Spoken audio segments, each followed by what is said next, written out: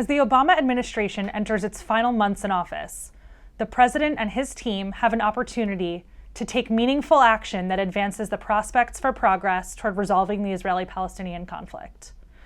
We know that the president has been a strong advocate for the two-state solution as the only way to secure Israel's future as the democratic homeland of the Jewish people.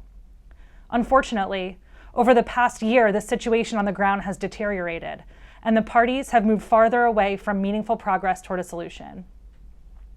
Without renewed American leadership, we can expect the status quo to get worse and violence to continue. While only the parties themselves can ultimately agree to end their conflict, history shows that serious outside help is often needed to resolve complex and long-running conflicts.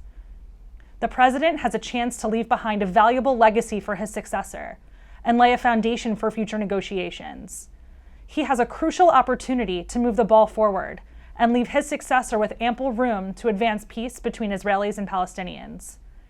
That's why we're calling on the administration to act now.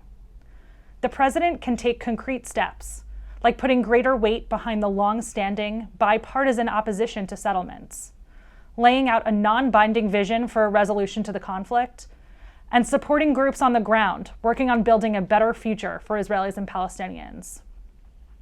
However, some voices in Washington and Israel are pushing the president to do nothing, to stand back and hope that Israelis and Palestinians work things out themselves.